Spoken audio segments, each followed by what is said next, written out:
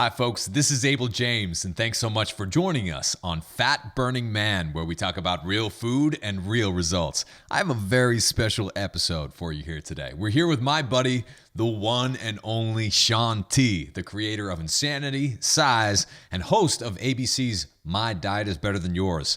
If you take Shaun's advice to heart, it may just change your life. So listen to this one. Now, you may have seen the viral video where Shaun T called me up after I convinced him to try butter in his coffee. You can ask him yourself, but I'm pretty sure he liked it. Butter and bacon are going mainstream, baby. Now, before we get to the show, here's a quick reminder that you can get a huge discount on the best meal plans we've ever put together. If you want to get results from the Wild Diet, check this out. You can get the exact meals Kurt ate on the ABC show to lose 16 pounds the first week, 57 pounds in 7 weeks, and a total of 87 pounds in just 14 weeks. He also dropped an astounding 22% body fat with the Wild Diet. And now you can try it yourself at home. After years of researching and coaching the most effective, permanent, and healthy principles behind rapid fat loss and total body recomposition, we developed the Wild Diet 30-day fat loss program. Since then, thousands of fat burners from all corners of the globe have lost 20, 50, or even more than 100 pounds using the Wild Diet fat loss program.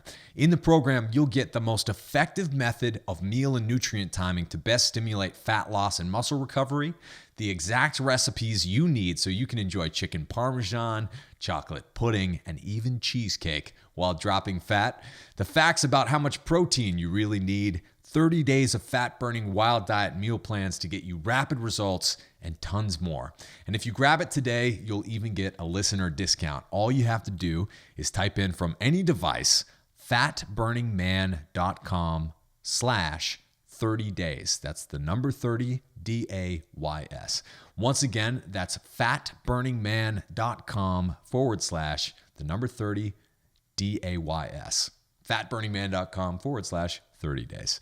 Thanks so much and enjoy it. All right, so on today's show with Shaun T, the creator of Insanity, you're about to learn what Shaun does when he doesn't feel like exercising, why Shaun eats carbs, how to get fit by dancing, the behind-the-scenes scoop on My Diet is Better Than Yours, and much more. All right, let's go hang out with Shaun. All right, folks, today I'm stoked to be here with the one and only Shaun T. Shaun's the creator of some of Beachbody's best-selling fitness programs, including Insanity, Hip Hop Abs, Focus T25, Insanity Max 30, and Cize. He shared the stage with Val Kilmer in the musical version of the Ten Commandments, toured with Mariah Carey, appeared in Pippin, Applause, 6 Feet Under, the feature film Beauty Shop, and is the esteemed host of My Diet is Better Than Yours on ABC. Fun fact, Shaun also gives some of the best bro hugs of all time. Shaun, I'm so happy you're here, man. Thanks for having me here. And you give the bro hugs back. And that is, I really believe that the embrace and the touch of someone can tell a lot of things. And for so long, when you're growing up, especially for me, going to college and becoming a man and going to these leadership conferences and so on and so forth, you have the handshake. Like the handshake is like, how strong is the handshake? How firm is it? It can tell you a lot about a person.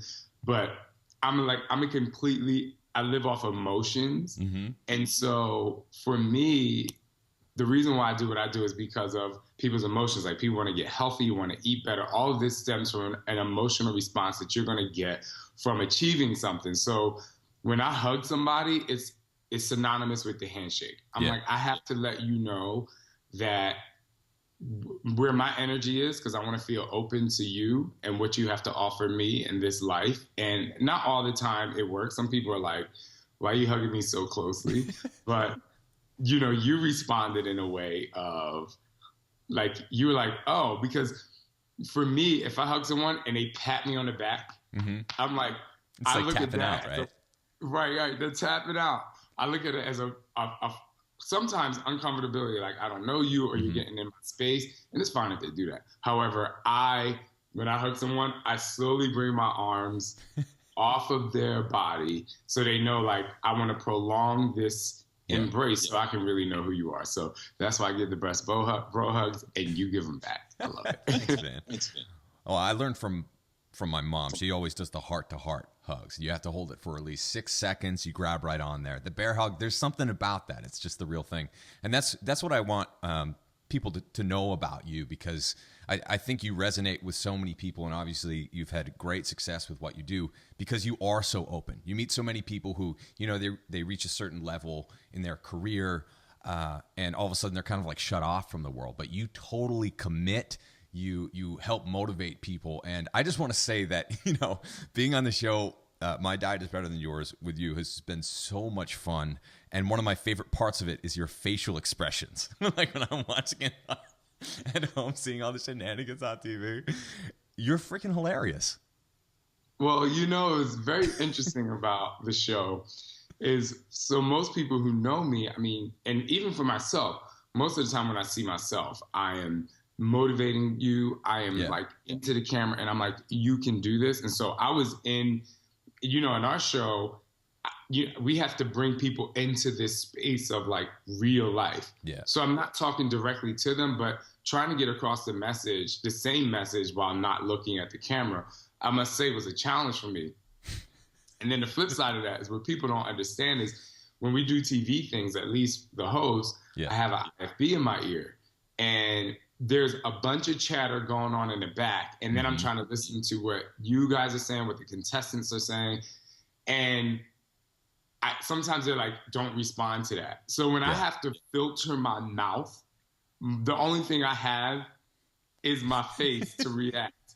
But I'll tell you another really interesting story. Yeah. So when I was in college, I pledged a fraternity, Alpha Phi Alpha fraternity. And in our fraternities, we have line names and we have aliases. And, you know, when you go through this journey, which is a really tough journey, a pledge process, there's a lot of different emotions that come up. You know, some days are happy, some days are sad, some days you're sleeping, some days you're not. You're given tasks that mess with your brain.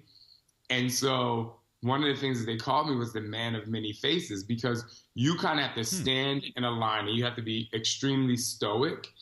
And I used to be like people would say something to me, I'd be like, what?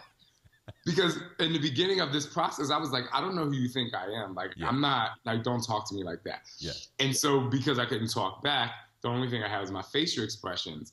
And so I actually learned to control my facial expressions as I got later in life, because a lot of times, like, people say you have to have the poker face, or you're just in a situation where you don't want, like, some people will say something, I don't want them to be turned off by what I'm thinking. So I learned to control that. However, in the show, I was like, I'm not filtering this, because I'm like, you just said something absolutely crazy. So since I couldn't talk, I used my face. Well, I was just, you have a different perspective when you're standing there filming it, don't you? And it's amazing to see it show up on the other end when it's on TV. But I can tell you that I was just rolling watching you react to some of the things that happened. One of the things that's very interesting is every time, so I get the shows before we see them on Thursday, because I have to write the blog. Yeah. And every time you come on the screen, now you have to take this as a complete, this is a compliment. Here we go. Abel? Yeah. And I'm going to preface it by saying, when I met Scott, here's a really interesting story about my life before I get to you. Yeah.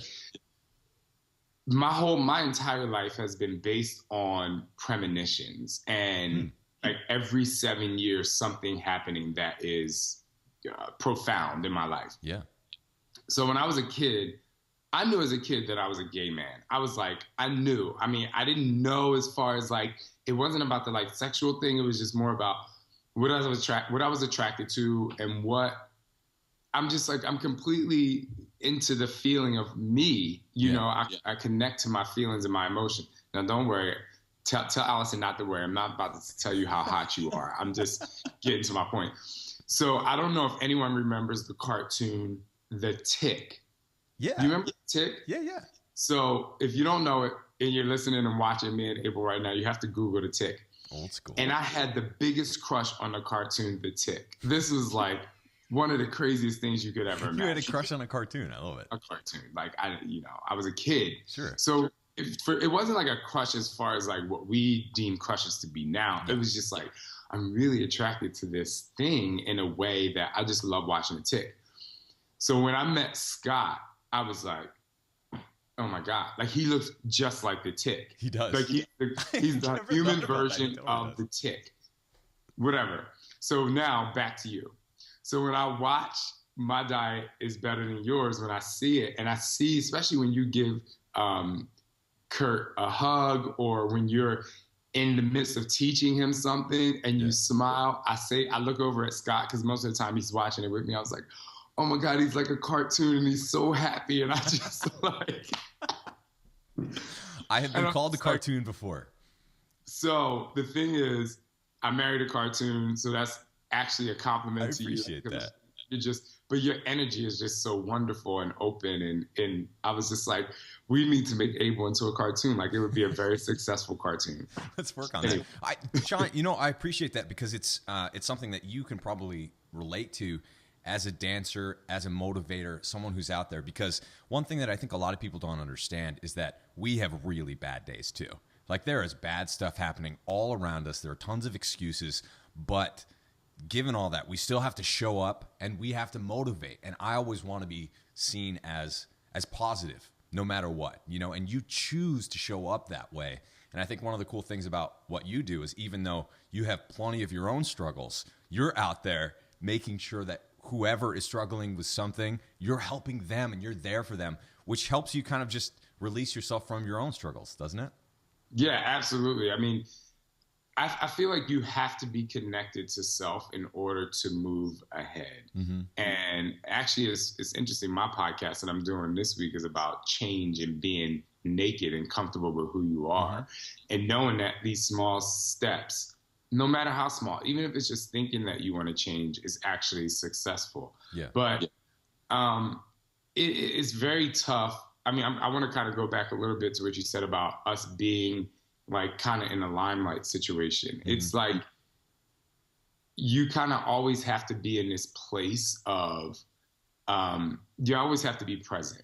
Yeah. I think that's what people want. And that's what most people, I think a lot of people, not most people, a lot of people fear about being in the present moment, because we're always focused on trying to get to X. Mm-hmm. Like X marks the spot for everything. And so as a professional dancer, I learned to live in this moment, because as a dancer, you can't live 28 counts from now. Right. Because if you live 28 counts from now, you're going to be doing the wrong move. Mm-hmm. You're going to be somewhere on stage that you don't need to be. So sometimes, like, people that says, like, sometimes, like, especially in my Cize workouts, when I grab my shirt and I'm like, just live. Like, it's more than just living in the music. It's like, I want you to, like, live your life. Mm-hmm. I want you to live right now. And so as a dancer, you have to live. Like, if the count is 1 and 2, you can't be on 3 and 4, because you're going to look crazy, and that is it represents your life. Yeah. You have to live right now. Like, if you're driving to work and you're preparing for something, mentally you have to be there. You can't prepare for what the response of the people you're presenting something to is going to be. Mm-hmm. So I hope I didn't go too far off track there. But no, not at all. But let me ask you, how do you get in that mindset? Because every time I hang out with you, every time I see you, you're right there, and that's a skill, right? Because a lot of people, we all are able to get there, but it's harder for some people to get there than others. Some people do meditation, other people do dance. I do music. There are things that you can kind of install in your day. So what are some of the things that you do to make sure that you're always showing up in the right mindset? What I do most of the time, I believe that life is a relay race. And if you go to the Olympics, or if you watch the Olympics on TV, especially track and field, mm-hmm. they always end with this 4x400 meter relay. Yeah, and I used to run that. You're basically taking all these people that are competing against each other, even from the same country, mm-hmm. and you're saying, now you have to be on a team. Mm-hmm. And I believe that's what we do throughout our entire life. We're constantly competing with us to make ourselves better. Mm-hmm. However, I believe, and this is what I do to achieve that constant present motion. If you are on a fitness journey or a weight loss journey, and for people who have, bought the Wild Diet book, or, you're known as the Fat Burn Man, the people who have followed you along this path cannot be afraid to look back and take the baton from the old them. Mm-hmm. And so all of my life struggles, I was molested as a kid. I moved out of my house when I was 14 years old. I had to come out of the closet. All of these things, like, most of the time people like constantly throw them back and they're like, I don't want that anymore. Yeah. Yes, you should get rid of the baggage, but let me tell you something. When I go into a situation like we did with My Diet is Better Than Yours, and I didn't know anyone, and I'm back to being that shy kid because I'm like, I don't know. I actually look back to that shy kid and the experiences, and I say, how did you get to this point? And I utilize all of my strengths, my struggles, and lessons learned from myself, and I reach back and I take that baton from the person before me who was me. Yeah. You know what I mean? And the other thing is, you give yourself strength as if you run the relay race of life for yourself, you give yourself strength. Because also in that relay race, when the person is very tired handing you the baton, you have to run a little faster to pull them through to keep the momentum. And that simultaneously, the person that's tired is reaching so that you can push forward. And so the reason why I'm able to be like that all the time is because I'm constantly thinking about the things that made me strong, that actually got me here today. Yeah. And when you really think about that, regardless of who inspired you to get to that point, you did it with you. Yeah.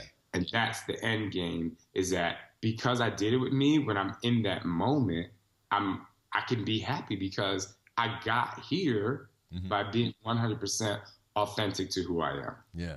No, you mentioned tired, right? And one of the things that I love about you, and that you say a lot, is that the work begins when you're tired, when you're in the middle of that workout, no matter what it is. It's so true. The time when you want to stop is when the actual work begins. Can you talk about that a little bit? Yeah. So, how do we get better? Because the end of the day, when you are most exhausted, is the moment you get better, because you have to reflect on what you did and you have to take the positives of that in order to move forward. But the reason why I say the work doesn't begin until you get tired, at least in workout form, is because the minute you start moving your body, your heart starts to race. Fatigue begins to set in, even if it's the beginning. Like, fatigue is starting to set because your body eventually is starting to go uphill. But if you are in a competition, and I love tennis, like, it's my favorite sport. Yeah. If you're in a competition, the minute you show your opponent that you're tired is the moment you lose. Yeah. Because they will start picking on your forehand or picking on your backhand. Now, in a workout, the moment you can't do another push-up, or the moment your abs start burning, this is the moment where you need to start to celebrate. Most people are like, oh my God, I hate this, I'm tired. That's the moment you need to celebrate. You want to know why? Because you have to be happy about the fact that you actually brought yourself to the moment of fatigue and failure, because most people are afraid to even reach that challenge. And then when you get there, this is the thing you have to understand. There's always a reserve. It's surprising. You're starting to do a push-up, you're like, I can't do no more, but for some reason you get up to the top. And then when you collapse, a lot of people think of that moment as the moment of failure, when really it's just a plateau and a new beginning. Yeah. Because in a workout, when you can't do another push-up and you take that break, you surprisingly take a couple seconds and you can do another one. But the most important thing about that is it's not about the work that you're doing in the moment. It's about your recovery time. How quick can you lift yourself up from, a bad event or something that happened to you that was, it just wasn't a happy space for you. Yeah. It's that recovery time that is powerful. So I say the work doesn't begin until you get tired, because not until you get tired will you see how strong you really are.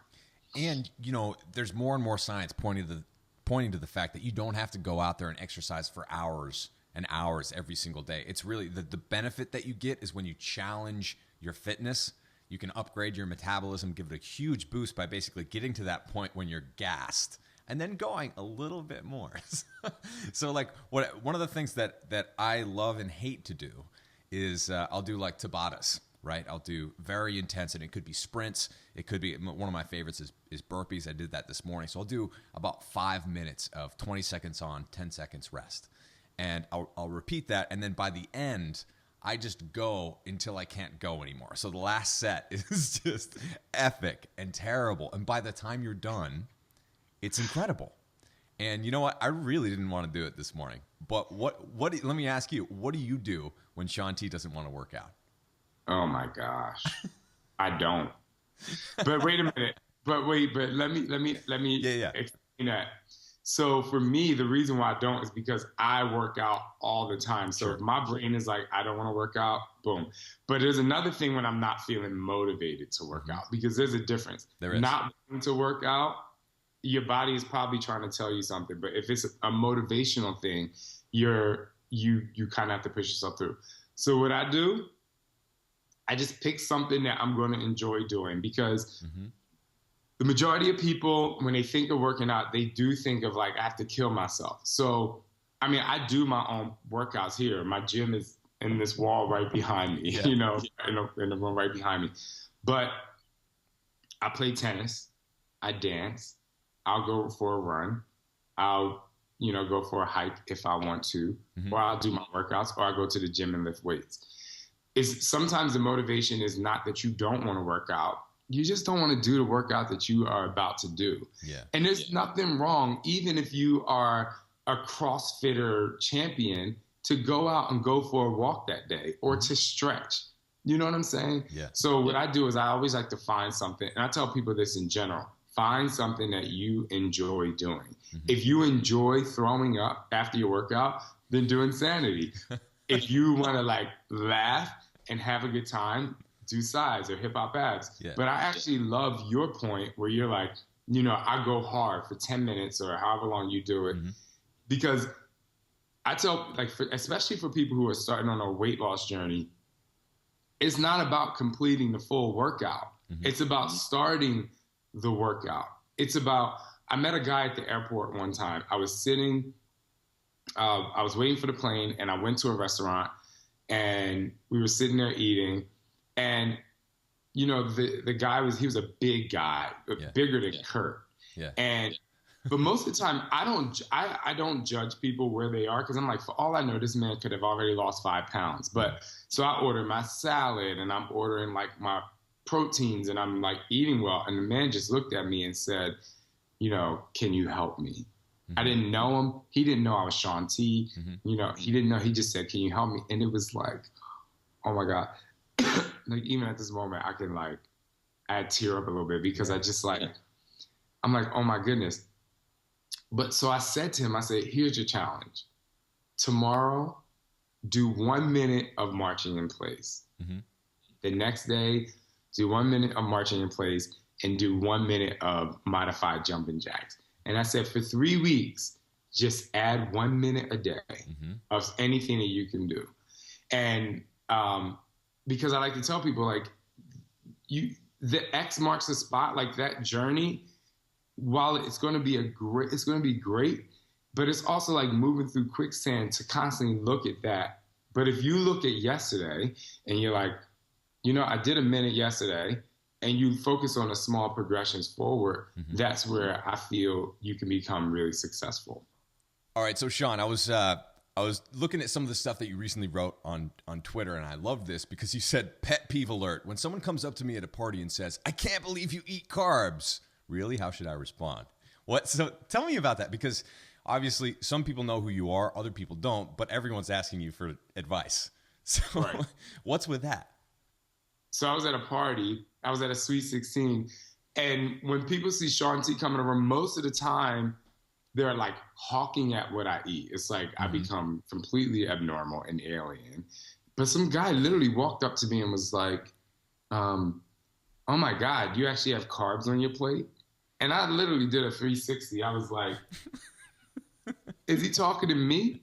I was just like, but it happens all the time. Yeah. I'm just like, because people have this idea that carbs are bad for you. And I'm just like, I mean, I had good carbs. I had vegetables.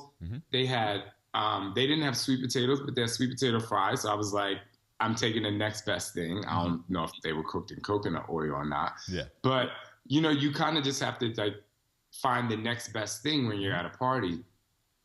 And I don't know what else I had on my plate, but, you know, I think it was like rice. Yeah. You know, white rice or something.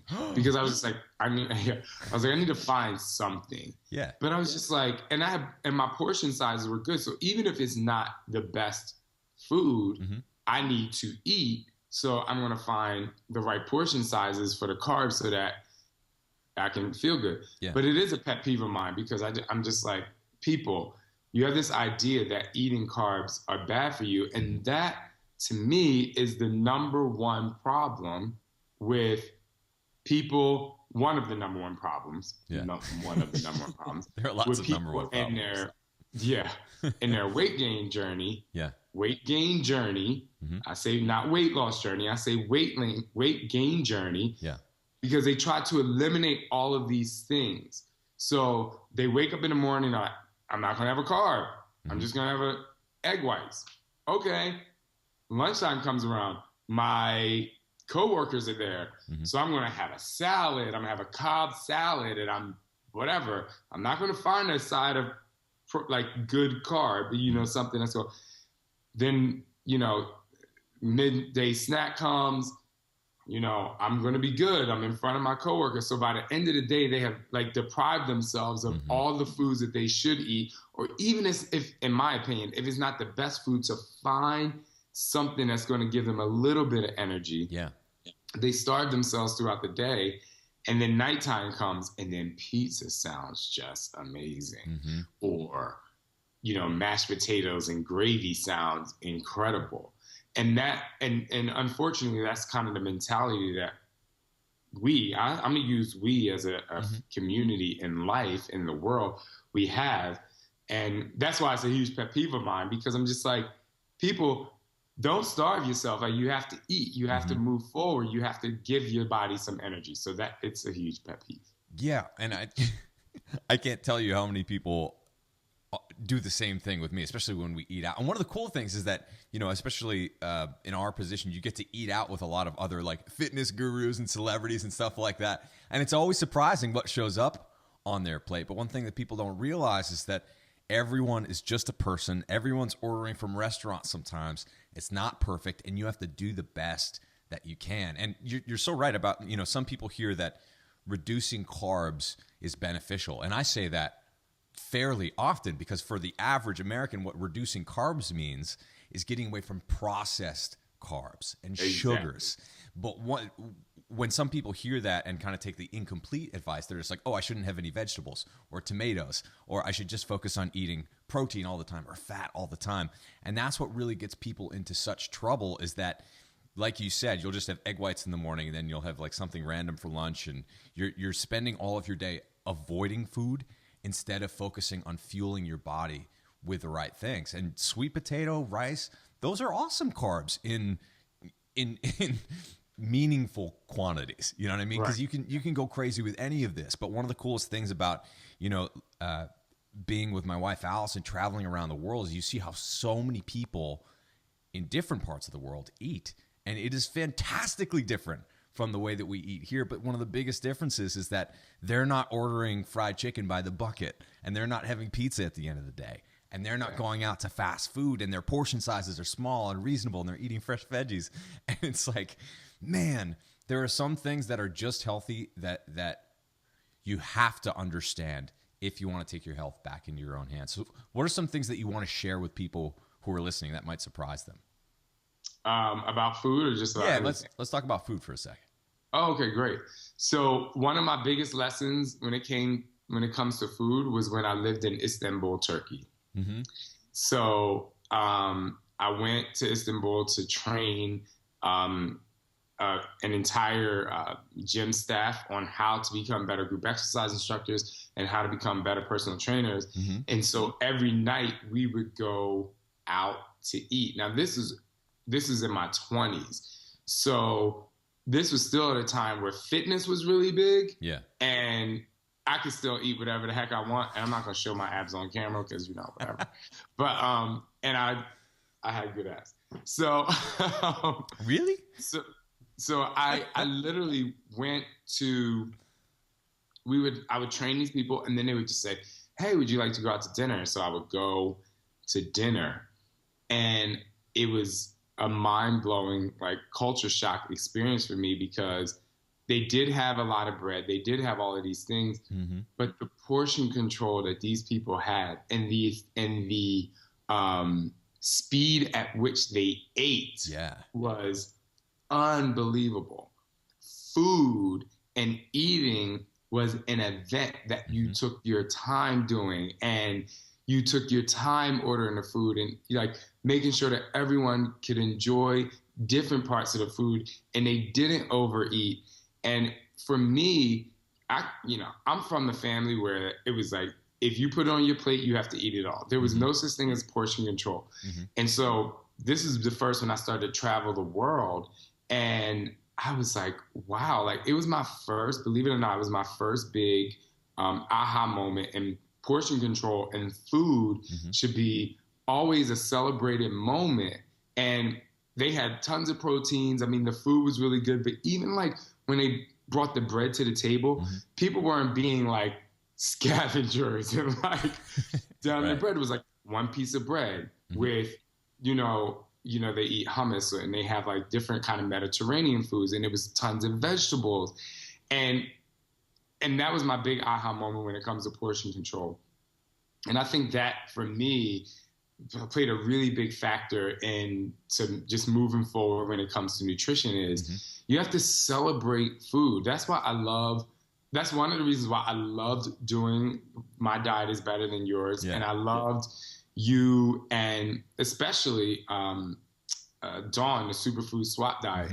Not to say that, everyone else had, their programs were great and everything, but you guys like really celebrated food. And I think that's the lesson. If you make food a celebratory moment, eat every time you eat, and to slow down and to enjoy it, your body won't get full as fast. You won't be just like, just putting things in your body so that your brain doesn't even have enough time to process what you're actually eating and when you're full. So that was another little quick fun fact about Istanbul. So when I turned 17 years old, I started to get these crazy allergies from plums, peaches, pears, apples. I mean, I couldn't eat any fruit that you could bite into, kiwi even with the seeds. And I would start to get this allergy. But I went to Istanbul, and I was like, I wonder if it has anything to do with the way the fruits are grown in places in the United States. So at breakfast one day, I ordered just an apple juice, like a fresh apple juice, where they take the apple and make juice. And I was like, I'm going to drink this, and I might regret it, and I drank it, and it was so good. I didn't have any allergy. Wow. And that was another thing that was a big eye-opening experience to how different cultures raise their produce differently. And that really got me into like really wanting to focus on eating right and celebrating the food and not being afraid to eat even things that I probably shouldn't eat. Yeah. Well, that's so true, isn't it? It's and it's fascinating. I've shared this experience with a lot of different people. I don't typically eat bread in the U.S., especially if I'm eating out. I might have a little bite or two or whatever just to taste it. But in other parts of the world, what bread does to me here, it doesn't happen there. They're preparing it differently. They're using different grains. They're soaking, they're sprouting. They're doing all the traditional things that you should do with food that America kind of skips over these days. And it's so tragic, but I think it really is. It's starting to get better. Now, let me ask you this, because I think a lot of people don't necessarily realize this. They see, you on the cover of health magazines and fitness magazines. You have obviously one of the best physiques out there, but that hasn't always been true. You were overweight at one point. Yeah, so at one point I was 50 pounds overweight. And that's what really kind of started this entire fitness journey. I was an athlete. I ran track. I got scholarships. I mean, I won gold medals. And I ended up really focusing on academics instead of sport. And combined with, growing up in a family that wasn't necessarily wealthy. So we would eat bad food, but we didn't have a lot of it. But I was also active. So, I went to college and we get these food cards, Right. you just swipe in the cafeteria. And let me tell you something. Your boy Shaun T went ham on these. Not little ham. That's another, for people watching, that's another saying like I went crazy. You went on ham like, on it. Yeah, of course. I went ham. They had big ziti and pizza and, every kind of thing you wanted. The ice cream. Yeah. And this is amazing for me because my family wasn't struggling. We didn't have to ration out food for the next day. I could just eat whatever I want. And instead of gaining a freshman 15, I gained a freshman 50. Wow. But that very first semester of my sophomore year, I looked in the mirror and I was very unhappy with what I saw, and more unhappy with the way that I felt about what I was seeing and my internal feeling. And so I just started going to the gym, and I would just do what I was known to do, which was run. And I ran for a little bit, and then when I got comfortable and I felt good, I started going to the weight room. But it was a moment when I lost 7 pounds, and I said, oh my goodness, like I feel good. I'm nowhere near my 180 whatever pounds that I want to be, but I feel really, really good. And I literally said to myself, it snapped, and I said, if I can make everybody feel like this, I would do this for the rest of my life. And so that's how I got on the fitness journey, and I connected to every pound, so going through the show, My Diet is Better Than Yours, when we all know that it's not ultimately about the scale, right? Yeah. We do know that. But what I want people to understand is, even though it's not about the scale and the number today, when you do step on a scale, attached to how you feel about how you got there, and connect to the positive things and the pros to what got you there. So if you're like, this week, Kurt would come to the scale and be like, I ate bacon cheeseburgers, and he was chasing bacon around the field, i.e. you. And who, me? Yeah, you. And, so if you haven't watched the show, which I'm sure you have, you need to watch it, because my cartoon Abel dresses up as bacon. And even in this week's coming episode, like, he talks about, I'm eating bacon cheeseburgers. Like, that was a positive thing for him that actually is helping him lose weight. And so I want people to understand that these are the feeling that you get as you go along the way. Remember those feelings and carry that on to the next stage. So, that's what I did. And I started dancing. First dance class that I ever took was one that I taught. And I just kind of engulfed myself in this world. And it just kind of prolonged from there. And that's really how I got to where I am today. It's all because of a feeling, because I'm a very emotional guy. Yeah. Yeah. And one of the things I love about what you do is that you really bring the artist's mentality to movement. You see it as kind of like a way to practice joy with other people, and you share that with other people. And it's so cool, seeing people really get results that way, because if you can hook them in by getting them happy to move, then all of a sudden it's a lot easier to look at your breakfast differently, to start eating in a healthy way. So what are some of the things that you've seen from people who might have started at X and ended up somewhere amazing?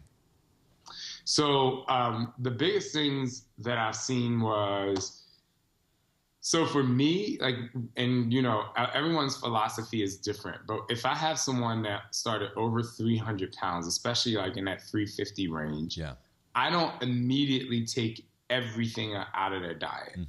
I start small. I say, okay, let's understand what you're eating and trade me. You give away one meal for one meal that I can give you that's going to be healthy. And so, I start to see them progress, and where people would eat literally pizza and French fries and, these hoagies, for every meal, just change that first meal. They just changed breakfast from the leftover pizza the night before to whatever, it could be eggs or whatever the case may be. And then, just from that one meal and a little workout, they see some results. And then I say, okay, let's add, instead of, taking down a Coke or a Diet Coke, you know, because that's what they think is right. I was like, let's trade me for some water or some green tea. Like, trade me something. Then they take that out and add a little workout.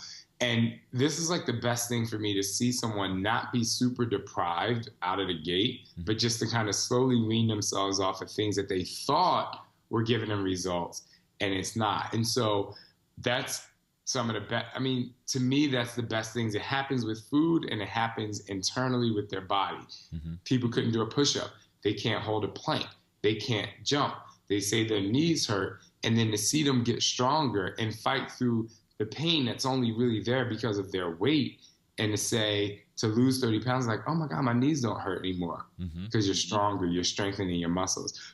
So in my in my journey, the thing that makes me feel really good and complete about a client is just to see day by day their face just brightening up from realizing that they're making successful steps, and that they actually attach to the self into their mind and say, you know, I can do this. Because that's the ultimate marker, when they say to themselves that I can do this. Because if you can do it, like if you actually believe that you can do it, you know, not saying that struggles won't still be there, but the belief system in self is the most powerful thing you ever have. I mean, look, Abel, if we were dating, you know, don't worry, I'm saying this for podcast purposes. Go for it. But if you were always like, oh, Shaun, I think you're so good looking, or your body looks great.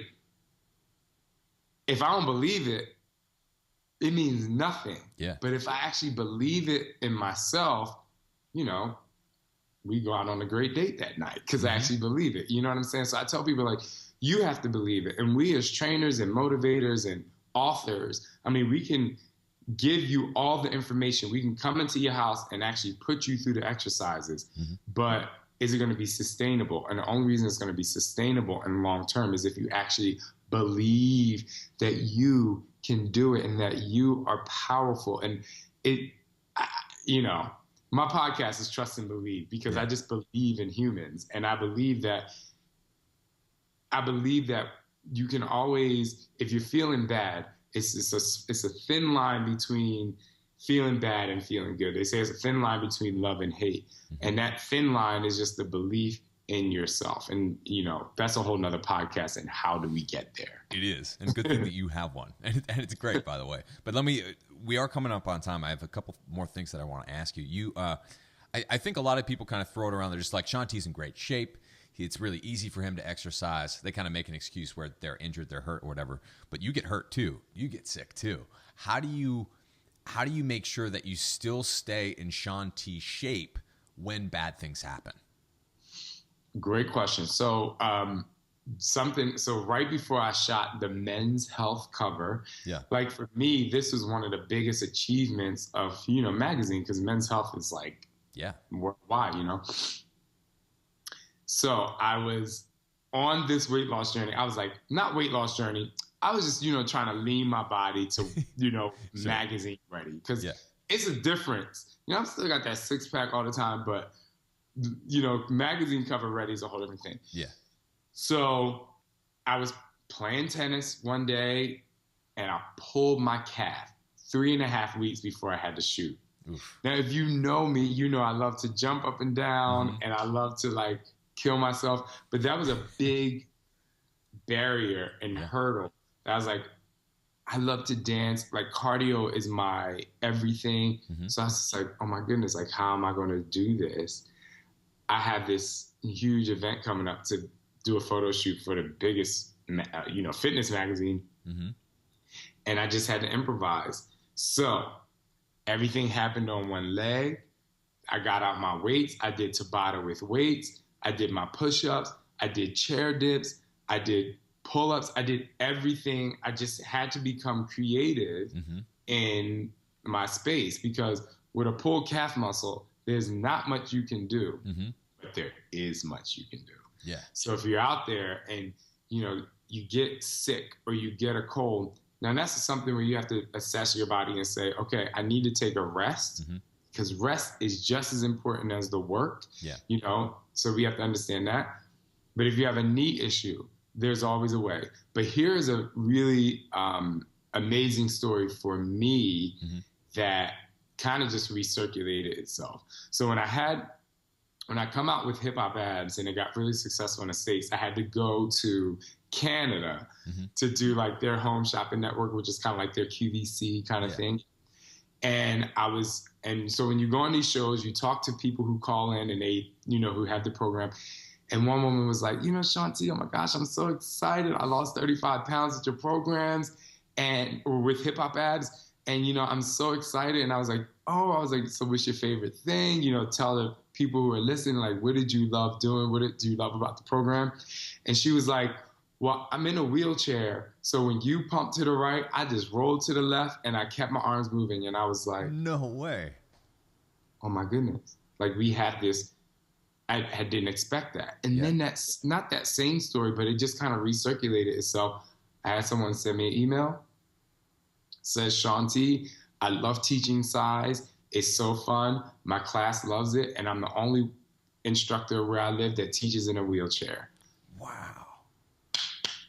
You immediately see people and think that they have a barrier. And I'm telling you, it goes back to what we were saying. When the work doesn't begin until you get tired. When the going gets tough, there's a way. And you have to believe in yourself. And like I look at these people and I talk to these people who have these stories, and they really empower me and inspire me to keep going, to be able to let people know, I'm telling you, you think a broken finger, like I did something to my finger yesterday, or an arm, like these minute things that can actually get better. And then you hear people who teach class and lose weight while they're in a wheelchair and things like that. And it's possible. You can make it happen. So that is so freaking cool. I love it. Well, we're just about out of time, Shaun, but before we go, please tell folks where they can find you and the cool stuff that you're working on.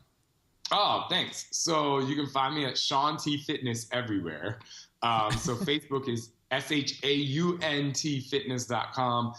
Twitter and Instagram are the same handles. And you can go to ShaunTFitness.com to see everything that I have. I have a food program. It's called Prepped Foods. You can check that out. You can buy all my programs at ShaunTFitness.com. And you can definitely check out my podcast at ShaunTFitness.com/podcast. And it's also available on iTunes. So thank you so much. Right on. Shaun, this was such a blast. You're inspiring millions of people. You already know that. But folks, if you're listening and you haven't checked out Shaun's work and you need a good workout, he's your man. So Shaun, thank you so much for coming on, man. Thank you. Abel, I think you're just wonderful. And for everyone out there that is listening right now, continue to do the best that you can do, because your best right now is all you have. And you have to always trust and believe in who you are. Trust and believe it, baby.